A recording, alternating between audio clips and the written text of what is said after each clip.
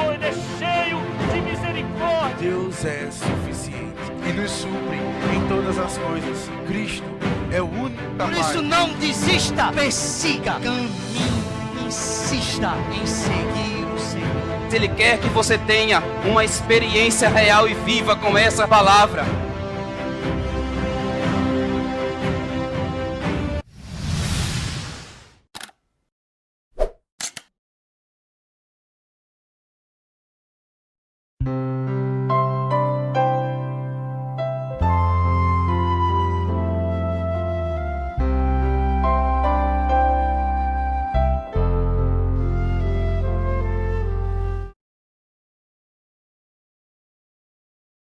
Amém, irmãos? Jesus é o nosso Senhor. Graças ao Senhor Jesus por mais uma mensagem do Alimento Diário. E ainda vamos continuar na série Os Ministros da Nova Aliança. Só que agora nós vamos para outro volume. E esse volume do Alimento Diário, o título é Herdeiros de Deus. Antes de começar a mensagem, vamos orar ao Senhor. Antes de tudo, a oração para que o Senhor possa nos conduzir nessa mensagem. Amém? E Ele possa falar ao seu coração. Senhor Jesus, Senhor, nós te agradecemos, Senhor. Senhor, pelo tudo que o Senhor tem falado a cada um de nós. Tudo que o Senhor tem falado à tua igreja. Senhor, continua falando. Continua insistindo conosco. Nós precisamos do teu falar, porque o teu falar nos dá a direção. O teu falar nos ilumina. E o teu falar faz com que nós possamos conhecer o teu plano, mas também praticar a tua vontade. Alcança, Senhor, todas as pessoas que estiverem ouvindo e assistindo essa mensagem. Toca no coração de cada uma delas. Senhor, que possamos ter um coração sensível ao teu falar. Que possamos ter uma atitude de reagir ao teu falar. Que não sejamos passivos, mas sejamos ativos ao ouvir o teu falar, praticando a tua vontade. Ó Senhor Jesus, alcança não só as pessoas aqui no nosso país, no Brasil, mas alcança as pessoas no mundo inteiro, porque o Senhor nos deu uma ferramenta que é a internet, para alcançar outras pessoas em outros lugares, em outros países, nos lugares mais remotos da terra. Muito obrigado, Senhor, pelo privilégio de servir ao Senhor. Ó Senhor Jesus. E se você não conhece o nosso canal, Mensagens IGSBS, você coloca essa na pesquisa no YouTube e você vai encontrar o nosso canal de mensagens. Amém? E não se esqueça de se inscrever no nosso canal e apertar no sininho das notificações, pois assim vocês receberão notificações de novos vídeos. Mas também você deixa o seu like no vídeo, tá certo? Porque assim vocês fortalecerão o nosso canal e também compartilhem com outras pessoas o link de cada vídeo desse canal de mensagens. Ó Senhor Jesus, mas também comentem também, tá certo? E vão ter novos vídeos que vão ser postados, não só de mensagens com respeito à palavra, mas também mensagens específicas para casais e outras mais, viu? Então, deixa o seu like, porque isso vai ajudar muito o nosso canal e divulgue o nosso canal para que outras pessoas possam ouvir esse falar profético e o evangelho do reino. Vamos começar a mensagem, amém? E a primeira mensagem, o título dela é O Espírito Eterno. Então nós vamos começar lendo Hebreus capítulo 9, versículo 14.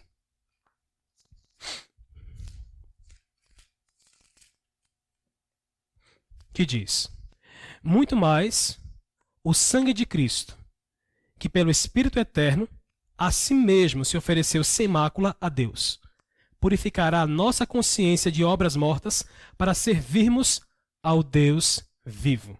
Amém? Senhor Jesus, ele fala muito mais o sangue de Cristo pelo Espírito Eterno. A si mesmo se ofereceu sem mácula a Deus, purificará a nossa consciência de obras mortas para servirmos ao Deus vivo. Irmãos, para servir ao Deus vivo, nós precisamos do Espírito Eterno. E esse Espírito nós recebemos ao crer no Senhor Jesus, ao ouvir a palavra da pregação. E esse Espírito é quem vai nos capacitar a servir ao Senhor, que vai nos capacitar a fazer a vontade do Senhor. E também esse Espírito nos constrange a obedecer, a atentar para o falar do Senhor. O Espírito é o meio pelo qual nós deixamos tudo para seguir o Senhor. Esse deixar tudo não consiste literalmente, em parte, em deixar do seu trabalho secular todas as suas coisas para servir e integrar o Senhor. na obra do Senhor. Também isso pode acontecer com você.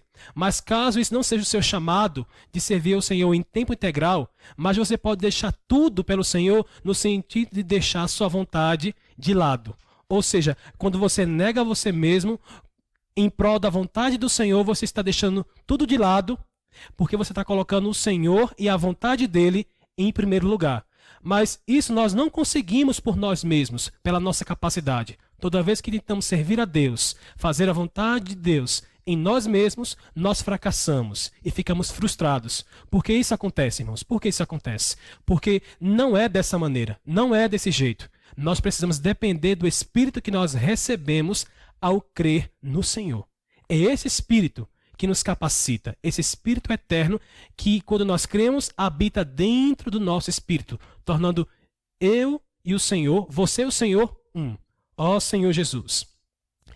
Tem uma passagem que mostra do apóstolo Pedro, que ele falou que não tinha para quem ir, porque só o Senhor tinha palavras de vida eterna. Isso mostra que ele reconhecia quem era o Senhor.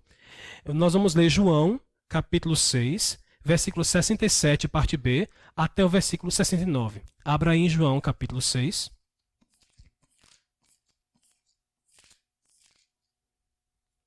Versículo 67, parte B, até o versículo 69, que diz: Porventura quereis também vós, outros, retirar-vos? Respondeu-lhe Simão Pedro: Senhor, para quem iremos? Tu tens as palavras da vida eterna. E nós temos crido e conhecido que tu és o Santo de Deus. O Senhor fez uma pergunta para eles, porque antes eu tinha falado uma palavra, assim, aparentemente dura, mas não era uma palavra dura. Era uma palavra que tinha um sentido espiritual, essa palavra. Só que as pessoas, por não entenderem, por não estarem atentando para o Senhor, não entenderam e tomaram essa palavra no literal. Quando o Senhor falou que não comer da minha carne e não beber do meu sangue, não tem parte comigo. Mas quando o Senhor falava isso, ele falava com respeito às palavras que ele proferia. Ou seja, as palavras do Senhor é como essa comida, a carne dele no sentido da palavra de Deus, e o seu sangue também no sentido com respeito à sua redenção. Com respeito a você crer na obra redentora de Cristo, você tem parte naquilo que o Senhor realizou para salvar cada um de nós. Aí muitos que não entenderam essa palavra, eles começaram a deixar o Senhor, a se retirar. Eles acharam que o Senhor estava louco. Aí o Senhor fez uma pergunta para Pedro: Porventura, quereis também vós, outro, retirar-vos? Além de, ele falou para os outros também, mas foi Pedro que respondeu. Veja que Pedro respondeu: Senhor, para quem iremos? O que isso mostra? Não era um lugar que Pedro estava se referindo, mas era uma pessoa. Eles poderiam seguir qualquer outra pessoa, né? Qualquer líder espiritual daquela época, qualquer líder religioso daquela época. Mas nenhum líder religioso, nenhuma outra pessoa que, por mais que tivesse muita inteligência, poderia dar sentido à vida de Pedro e dos discípulos. Ele mostrou que só o Senhor tinha palavras da vida eterna. Hoje você não vai encontrar em nenhum ser humano, na inteligência de nenhum ser humano, na sabedoria de nenhum ser humano, palavras de vida eterna. Só o Senhor tem palavras de vida eterna, e só aqueles que nasceram de novo e falam pelo Senhor Jesus, que falam a palavra do Senhor Jesus, é que podem transmitir também as palavras de vida eterna. Mas toda palavra que eu proferi, que não estiver de acordo com o Senhor, que for palavras minhas, elas não têm peso de palavras de vida eterna. Só quando nós vivemos no Espírito é que nós proferimos palavras de vida eterna para as pessoas e damos para as pessoas a esperança e damos sentido à vida das pessoas. E ele fala o seguinte: e nós temos crido e conhecido que tu és o Santo de Deus. Primeira coisa, nós precisamos crer no falar profético. Nós precisamos crer na palavra de Deus, porque crer, irmãos, é receber aquilo que o Senhor tem falado ao nosso coração. E quando nós cremos e começamos a fazer a vontade do Senhor, começamos a seguir o Senhor, nós passamos a conhecer o Senhor e também conhecer a sua vontade, conhecer o seu plano. E assim Deus, por meio de cada um de nós, vai fazendo a sua vontade em nós e por meio de nós. Amém? Ó Senhor Jesus. Irmãos, também seguir o Senhor, fazer a vontade do Senhor, consiste em nós valorizarmos e prezarmos o nosso direito de primogenitura. Nós vamos ler 1 Pedro, capítulo 2, versículo 9. Amém? Vamos abrir aí em 1 Pedro. Ó Senhor Jesus. Aleluia. Capítulo 2, versículo 9. Que diz: Vós, porém, sois raça eleita, sacerdócio real, nação santa, povo de propriedade exclusiva de Deus, a fim de proclamardes as virtudes daquele que vos chamou das trevas para a sua maravilhosa luz. Ele já começa dizendo que nós somos raça eleita. O Senhor já nos elegeu. Para ser o quê? Também sacerdócio real, nação santa, povo de propriedade exclusiva de Deus. Ou seja, o Senhor nos salvou para pertencermos a Ele, para sermos sacerdócio real e nação santa. Com respeito ao povo de Israel, Deus tirou o povo lá do Egito para levar o povo para a terra de Canaã. E nessa terra, Deus governar por meio do seu povo. Mas antes, o povo ia passar pelo período do deserto.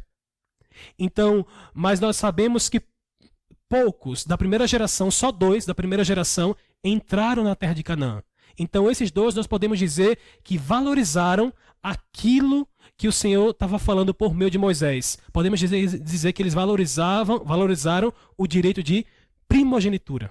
Irmãos, valorizar o direito de primogenitura consiste em nós obedecermos e sermos submissos ao falar que Deus tem falado por meio dos seus profetas, daqueles que representam a Deus. O Senhor Jesus.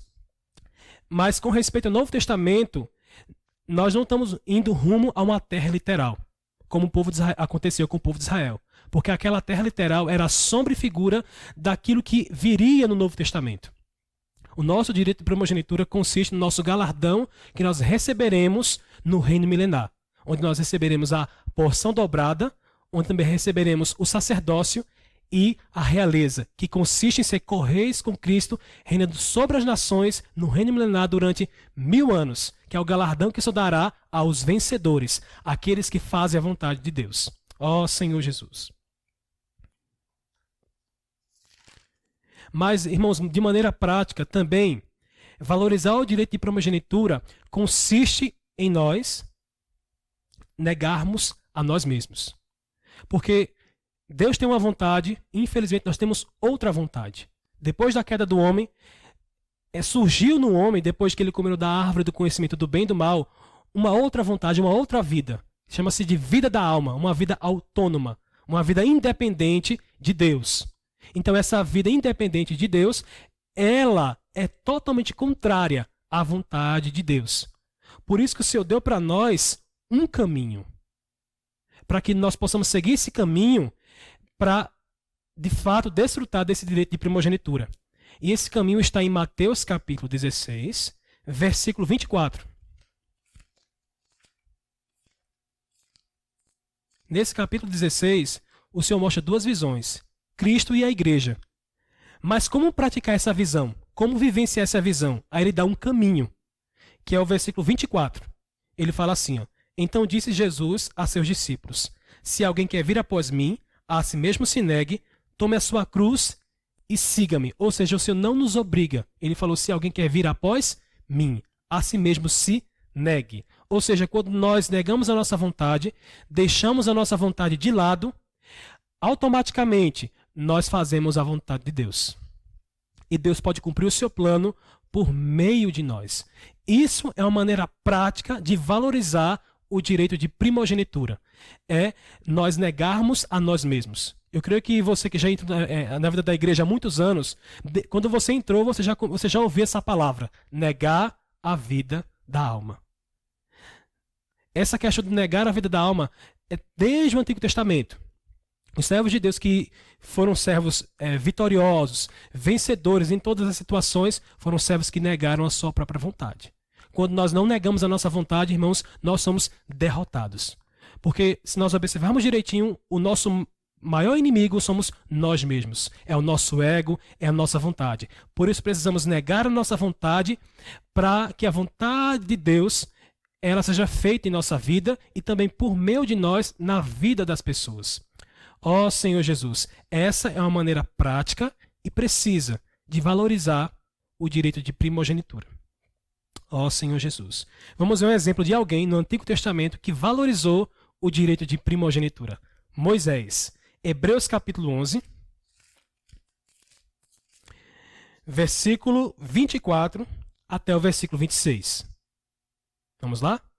Pela fé, Moisés, quando já homem, recusou ser chamado filho da filha de Faraó, preferindo ser maltratado junto com o povo de Deus a usufruir prazeres transitórios do pecado, porquanto considerou o próprio de Cristo por maiores riquezas que os tesouros do Egito, porque contemplava o galardão.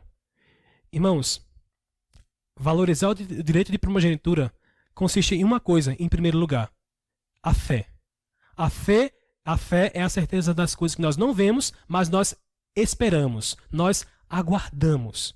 E também a fé é substantificar, é tornar real aquilo que é invisível, aquilo que está na dimensão espiritual.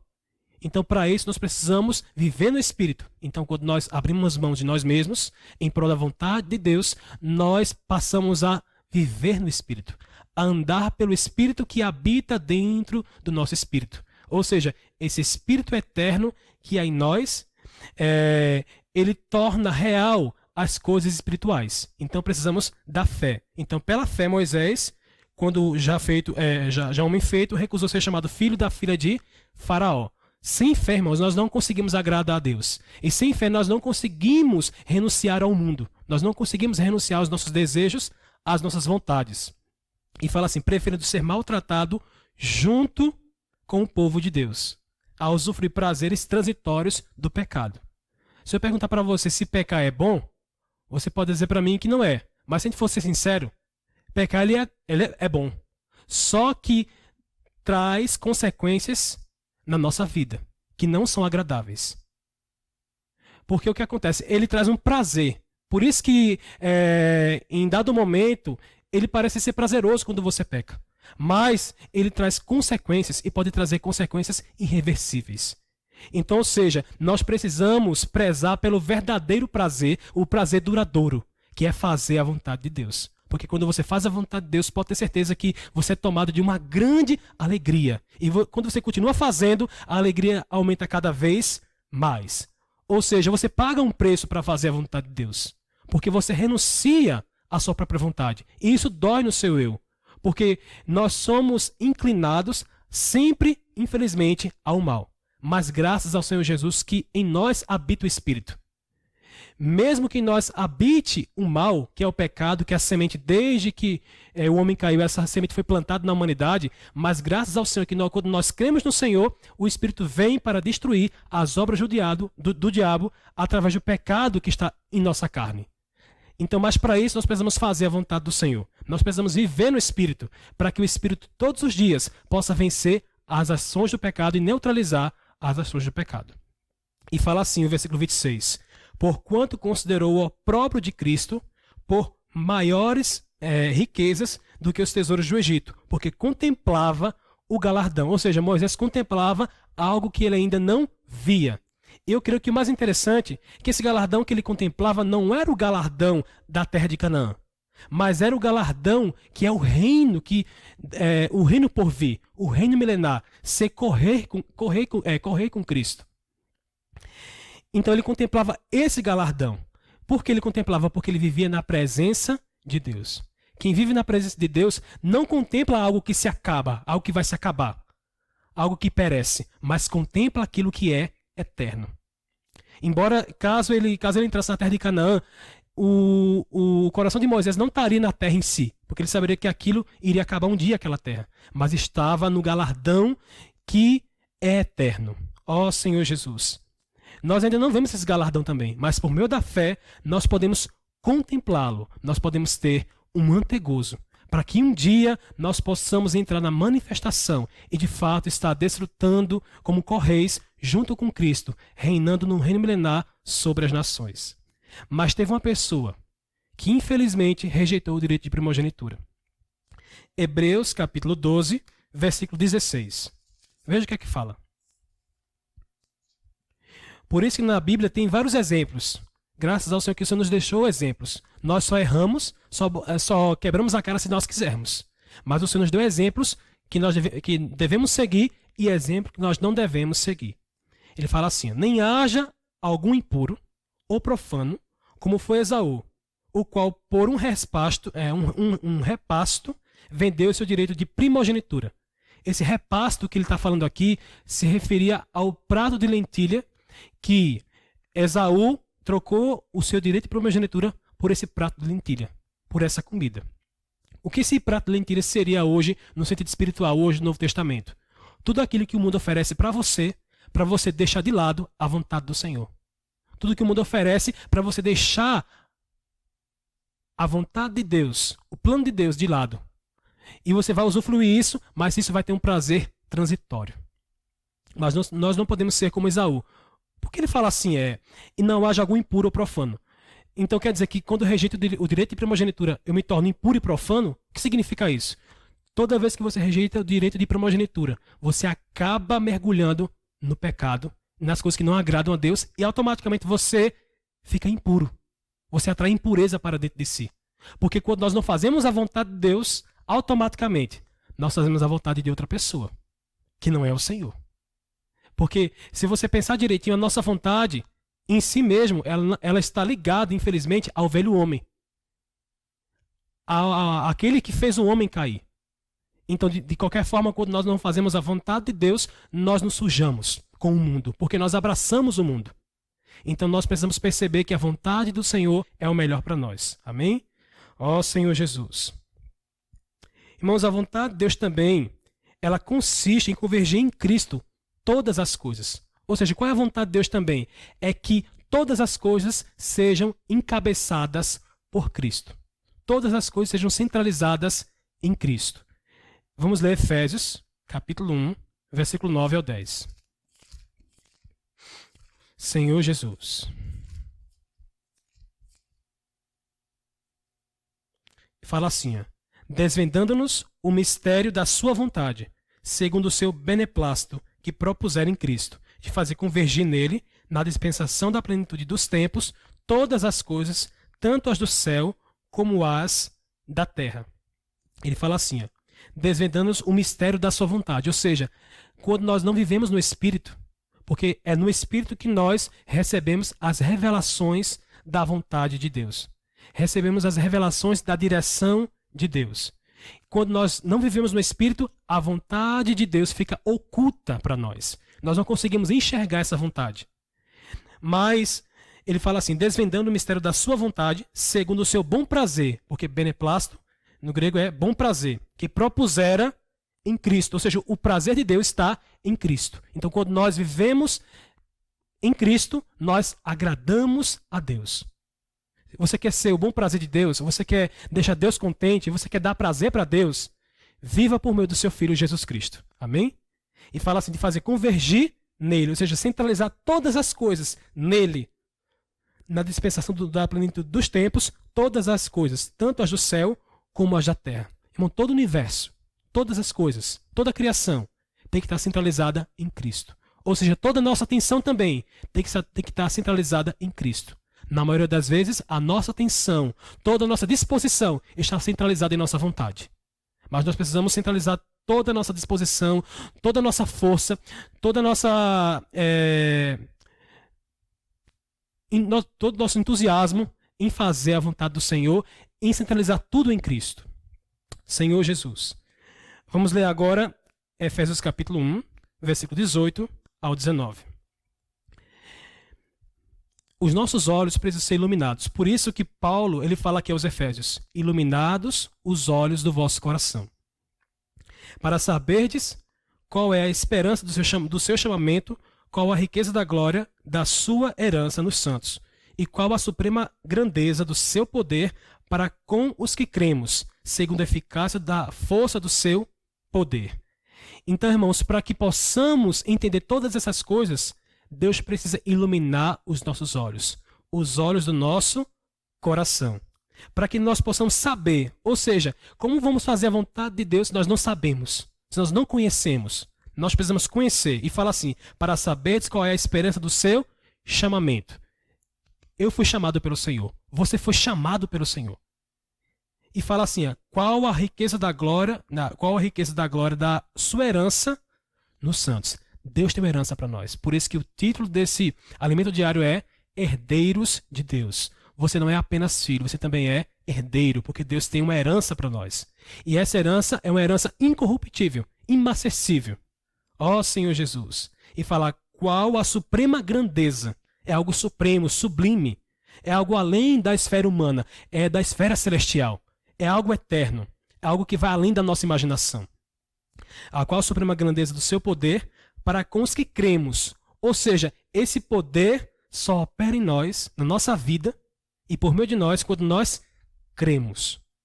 Quando nós cremos, nós podemos ver a ação desse poder na nossa vida. E fala segundo a eficácia da força do seu poder. Esse poder é um poder eficaz.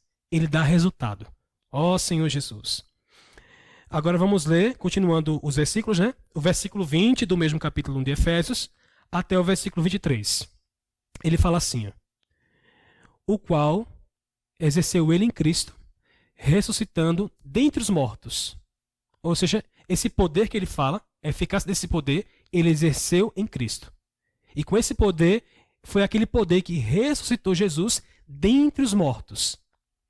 E fazendo-o sentar à sua direita nos lugares celestiais. Ou seja, quando Cristo veio, ele estava limitado ao espaço e ao tempo. Ele se encarnou, ele viveu 33 anos e meio, ele foi crucificado, morreu, mas ao terceiro dia ele ressuscitou. E quando ele ressuscitou, ele foi colocado à destra de Deus. Mas antes que ele sentasse à destra de Deus, ele passou 40 dias com os discípulos, com os apóstolos, falando acerca do reino de Deus. Isso está em Atos capítulo 1.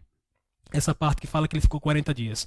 Aí depois desses 40 dias, ele subiu aos céus. Ele sendo entronizado.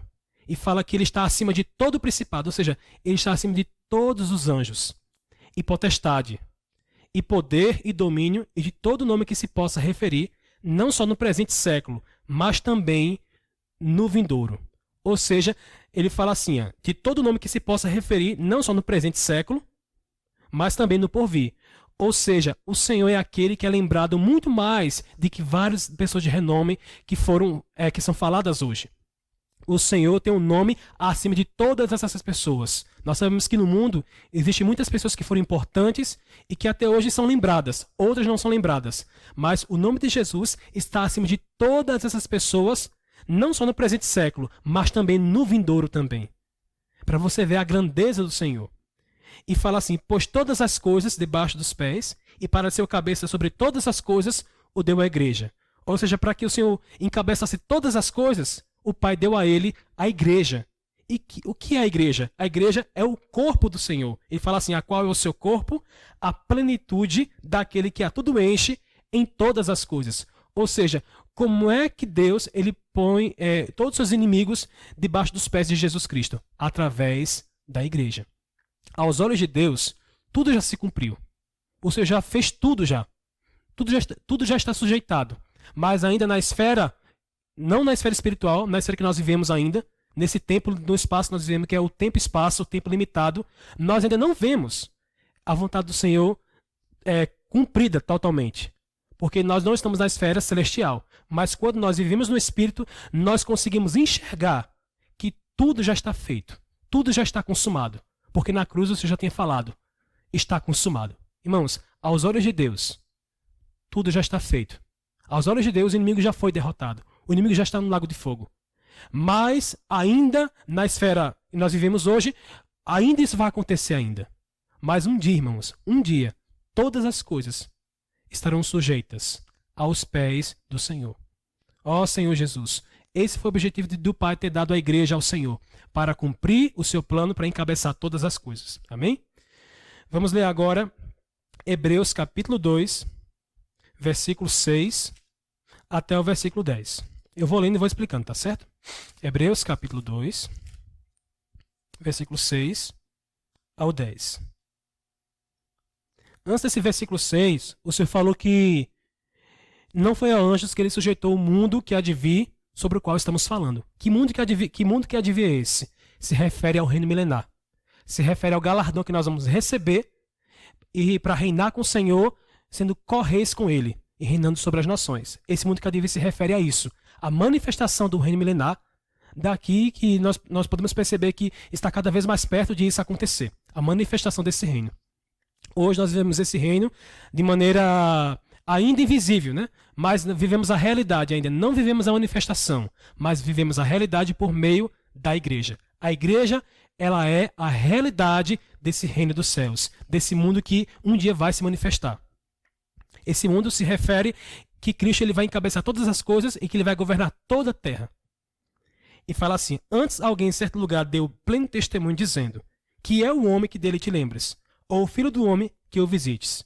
Ou seja, quem somos nós para receber tão grande graça, para receber algo tão maravilhoso, que é isso que o Senhor tem nos mostrado através da sua palavra. Nós não somos nada, mas o Senhor quis nos conceder. E o mais interessante, o Senhor, para poder fazer tudo isso, para nos dar tudo isso, ele se fez menor do que os anjos. É o que fala o versículo 7. Fizeste-o por um pouco menor que os anjos, de glória e de honra o coroaste, e o constituíste sobre as obras das tuas mãos. O que isso quer dizer? Que o Senhor se esvaziou, se humilhou, a ponto de assumir a forma humana e sofreu uma morte de cruz, uma morte humilhante, para que hoje nós tivéssemos essa palavra e nós tivéssemos a esperança de um dia estar com Ele e receber esse galardão. Então o Senhor, Ele fez tudo isso por nós. O próprio Deus se encarnou e na pessoa do Filho fez tudo isso. Ele se tornou pequeno, até menor do que os anjos, para que um dia Ele pudesse nos conceder isso, para que um dia Ele pudesse habitar dentro de nós como Espírito. E fala: todas as coisas sujeitaste debaixo dos seus pés. Ou seja, aos olhos de Deus, todas as coisas já foram sujeitadas aos pés de Jesus. Aí fala assim: ora, desde que Ele sujeitou todas as coisas, nada deixou fora do seu domínio. Irmãos, o que significa isso? Embora nós estejamos vivendo em um tempo de pandemia, de desespero, de incertezas, nós precisamos aprender a viver pela fé. Para quê? Para perceber que tudo está debaixo do domínio do Senhor. Tudo está debaixo da permissão de Deus, da vontade de Deus. Nada foge do seu controle. Por isso nós não precisamos ficar desesperados e angustiados com a situação que está acontecendo no mundo inteiro. Nós precisamos aprender a confiar no Senhor e perceber, quando nós olhamos com os olhos espirituais, quando nós vivemos no Espírito, nós percebemos que tudo está debaixo dos pés do Senhor, tudo está debaixo do seu domínio. E quando nós vemos dessa maneira, nós ficamos tranquilos, nós descansamos no Senhor. Então, para isso, nós precisamos viver no Espírito, para que possamos viver uma vida que confia no Senhor, uma vida que nós entregamos tudo nas mãos dele. Amém? Ele fala assim: vemos, todavia, aquele que por um pouco, tendo sido feito menor que os anjos, Jesus, por causa do sofrimento da morte, foi coroado de glória e de honra, para que, pela graça de Deus, provasse a morte por todo homem.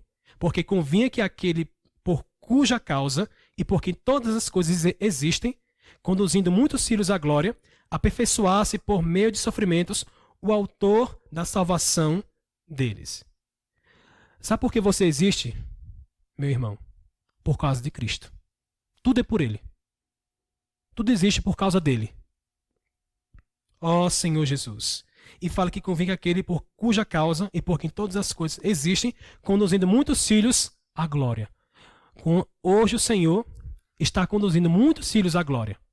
Irmãos, nós precisamos aprender a viver no Espírito para estar nesse processo de ser conduzido à glória. Um dia nós seremos, de maneira total, inseridos na glória. E a glória é o próprio Deus. Ou seja, Cristo fazendo a sua vontade em nós, Cristo falando a sua palavra, nós obedecemos essa palavra e seguindo o Senhor, Ele está nos introduzindo no Pai. Ó Senhor Jesus, Ele nos está introduzindo na glória. Esse é o plano de Deus, nos introduzir nele mesmo. Ó Senhor Jesus. Hebreus capítulo 12, versículo 2. A parte B, que fala assim: o qual, em troca da alegria que lhe estava proposta, suportou a cruz, não fazendo caso da ignomínia, e estando assentado à destra do trono de Deus. Ou seja, ele não fez caso da vergonha que ele iria passar, por toda a humilhação que ele iria passar. Mas ele fez, e fala que, em troca da alegria que lhe estava proposta. Ele suportou a cruz. Qual era a alegria? Nós somos a alegria do Senhor. Ou seja, nós somos o fruto nós somos o fruto do seu penoso trabalho. Ou seja, o Senhor já olhava para nós. Ele já olhava para você. Que um dia você ia ser resgatado por meio dele passar por todo esse sofrimento, por toda essa humilhação, irmão. Significa o seguinte, que o Senhor já olhava para você. Sabe que se ele não fosse a cruz, se ele não fizesse todo esse processo, eu e você estaríamos perdidos. Por amor, ele fez isso. Ó Senhor Jesus, que grande amor. Ele suportou a cruz. Nós precisamos seguir o exemplo do Senhor. Nós precisamos aprender, irmãos, a sofrer de maneira positiva em prol da vontade de Deus. Porque quando você abre mão dessa vontade, você sofre. Porque você deixa de fazer aquilo que você quer. E isso, para nós, é muito difícil para nós. Mas quando nós fazemos isso, nós vamos fazer a mesma coisa, vamos ser conduzidos à glória. O Senhor já está sentado à destra do trono de Deus. Um dia nós seremos co-reis com Cristo, vamos reinar com o Senhor. O trono aqui consiste em autoridade, em reinar. Então, quando nós fazemos do mesmo jeito que o Senhor, quando nós abrimos mãos da nossa vontade, nós vamos também reinar um dia com o Senhor também da mesma maneira. Ó Senhor Jesus. Ó Senhor Jesus. João 14. Senhor Jesus. Versículo 2 até o versículo 3. Aqui nós temos uma visão maravilhosa que infelizmente a grande maioria dos cristãos entende de maneira deturpada, que é quando o Senhor fala da sua casa e das muitas moradas. Muitos entendem errado esse versículo e aplicam algo literal. O que é que ele diz? O versículo 2 até o 3. Na casa de meu pai há muitas moradas. Se assim não fora, eu vou-lhe teria dito, pois vou preparar-vos lugar. E quando eu for e vos preparar lugar, voltarei e vos receberei para mim mesmo, para que onde eu estou, estejais vós também. Senhor Jesus. Quando ele fala dessa casa aqui, nós temos que entender todo o exemplo do Antigo Testamento. No Antigo Testamento, quando Deus for falar da habitação, primeiro ele mandou Moisés fazer um tabernáculo. E nesse tabernáculo, Deus manifestava a sua presença. Depois do tabernáculo, que ele montava e desmontava, veio existir o templo, onde os sacerdotes ofereciam sacrifícios em prol do povo e deles também. Mas lá em João capítulo 2, que eu vou ler para vocês aqui, acabei de lembrar aqui, João capítulo 2, começando do versículo 13, para entender essa casa aí, porque muitos entendem errado esse versículo, mas esse versículo você só entende de João ligando ao João 2 e também aos exemplos do Antigo Testamento, as sombras e figuras. Ele fala assim, estando próximo à Páscoa dos judeus, subiu Jesus para Jerusalém. Nós vamos ler até o versículo 21, tá certo? E encontrou no templo os que vendiam bois, ovelhas e pombas, e também os cambistas assentados. Tendo feito uma azorrague de cordas, expulsou todos do templo, bem como as ovelhas e os bois. Derramou pelo chão o dinheiro dos cambistas, virou as mesas, e disse aos que vendiam as pombas, tirai daqui estas coisas, não faças da casa de meu pai casa de negócio. Lembraram-se os seus discípulos de que está escrito, o zelo da tua casa me consumirá. Perguntaram-lhe, pois os judeus, que sinal nos mostras para fazeres estas coisas? Jesus lhes respondeu, destruí esse santuário, em 3 dias o reconstruirei. Replicaram os judeus, em 46 anos foi edificado este santuário, e tu em 3 dias o levantarás? Ele, porém, se referia ao santuário do seu corpo. Ou seja, esse corpo aqui que ele fala é a igreja. É a mesma casa que é falada em João 14, versículo 2.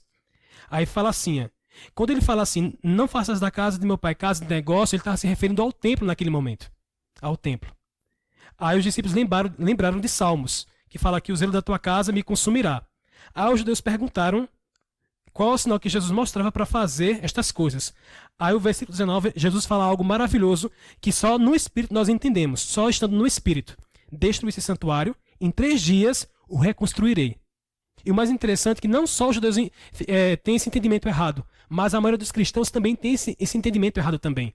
Porque quando ele fala aqui do templo, aqui, do santuário, ele fala com respeito ao seu próprio corpo, que seria a igreja quando ele ressuscitasse e soprasse o Espírito nos seus discípulos, que seria uma igreja lá no dia de Pentecostes. Aí fala assim, replicaram os judeus, em 46 anos foi edificado este santuário e tu em 3 dias levantarás. Eles entenderam que era o templo que ia ser destruído e que em 3 dias o Senhor ia reconstruir o templo, mas não era o templo que o Senhor se referia, não era ao templo. Mas o versículo 21 explica, ele porém se referia ao santuário do seu corpo. O que é que a gente viu em Efésios capítulo 1, versículo 23? Que a igreja é o corpo de Cristo, a plenitude daquilo que tudo enche em todas as coisas. Ou seja, irmãos, quando ele fala assim, na casa de meu pai há muitas moradas, o Senhor está se referindo à igreja, ao corpo de Cristo. E as muitas moradas são os muitos membros do corpo de Cristo. E você é membro desse corpo, amém? É uma casa coletiva. Esse versículo, não vou ler agora, mas vocês podem ler depois, 1 Pedro, capítulo 2, versículo 4 ao 5. Vocês leem depois em casa, tá certo? Esse versículo aí, que vocês vão relacionar com João 14. Essa casa, que é uma casa coletiva, que é a igreja. Aí veja que interessante, irmãos. Ele fala assim, aí ele fala assim, se assim não fora, eu vou-lhe teria dito, pois vou preparar-vos lugar. Quando foi que ele foi preparar esse lugar? Quando ele morreu. Ele passou 3 dias. E quando ele ressuscitou, aí o que aconteceu? E voltarei e vos recebereis para mim mesmo. Esse voltarei e vos receberei para mim mesmo se refere quando o Senhor ressuscitou e soprou nos discípulos o Espírito. Ou seja, agora o Senhor estava dentro dos discípulos. E quando os discípulos estão no Senhor, eles também estão no Pai. Ou seja, quando você está em Cristo, você também está no Pai. Mas nós sabemos que nós ainda não fomos inseridos totalmente no Pai. Mas pouco a pouco nós vamos sendo inseridos no Pai através de estar em Cristo. E Cristo habita em nós. Muitos pensam se irei e voltarei, né? Que é quando o Senhor voltar na sua segunda vida. Não. Esse que ele fala que voltarei e vos receberei para mim mesmo, se refere quando o Senhor morre, passa 3 dias no coração da terra e ressuscita. Aí ele vem. Como é que eu posso explicar isso? O versículo 23 do capítulo 14. Veja o que Jesus fala. Respondeu Jesus, se alguém me ama, guardará a minha palavra, e meu Pai o amará. E veremos para ele e faremos nele morada. A palavra morada está no plural no versículo 2, moradas. Porque se refere a várias moradas que são muitos membros do corpo de Cristo. E essa morada aqui está se referindo a um membro individual do corpo de Cristo. Então, se você observar no capítulo 14, você não vai encontrar em nenhum momento a palavra céu. Quando fala assim, na casa do meu pai há muitas moradas, como se o Senhor estivesse fazendo várias casas de ouro lá, né, no céu. Mas não é isso. As muitas moradas, a casa do meu pai é a igreja, e as muitas moradas são os muitos membros do corpo de Cristo, e o versículo 23 explica isso. Que viremos para ele e faremos nele morada. Ou seja, quem é que ama o Senhor? Eu, você. Então você é morada do Senhor. E a igreja é essa casa de Deus. E nós somos as muitas moradas. E essa casa é o corpo de Cristo. Amém? Esse é o plano de Deus. Nos introduzir no Pai. Para que onde o Senhor esteja, estejamos nós também.